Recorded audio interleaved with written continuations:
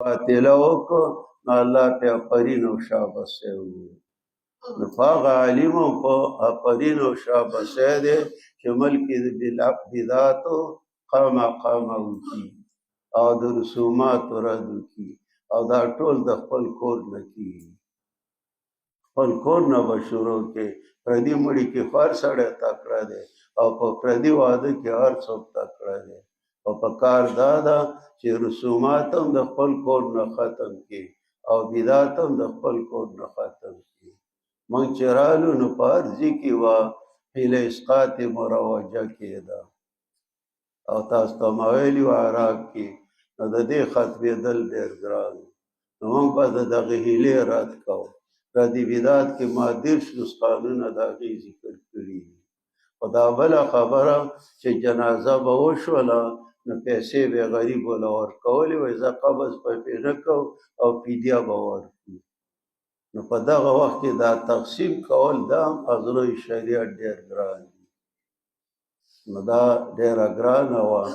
زما سره خپلو ګواټي مولیانو ځینې نورو ملګرو دا مسله منلې وه چې قبض به نه کوو او فدیه خو ډېره ګرانه وه چې دا باندې زما والد محترم چې کله وفات شه زه مشر زوی وروڼه خو مې نور هم نو واک زما و نو ما په هغه کې څه وکړه جنازه مې هم پخپله وکړه او قبر ته مې څه پخپله کوز شوم او فدیه مې ونه ایښله.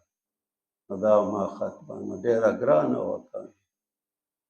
الله دلته د امیرالحق ولي صاحب به نور کله درس له راته جمعې له راځي د ده والد محترم و هغه په اول وخت کې خلاف و او بیا ورو نو بیا هغه ماسې په طرفو کې دورې تفسیر وکړله بیا بیا دعا کوله چې الله دله اجر ورکړي که دا نه وی نو موږ به په کومه کنده کې پراته وی. نو بیا بیبي وفات شو په شپه رستم شیخ هم راغلی و هاخوا جهاد ته ته ماته ویل چې راسه لاړ شه نو بیا د دې جنازه مو موږ ته اجازه وغوښته نو زامن یې رایه دا وه چې زه فدیه به وایشو او قبض خو نه کوو.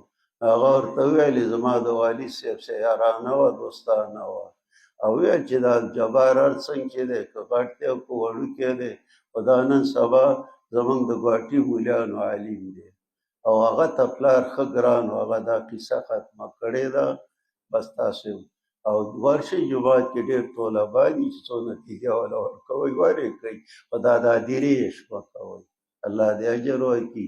هغه زامن هم قانع کړه چې بس دا موږ له طریقه کېښوده نو دا ډېره ګرانه وه.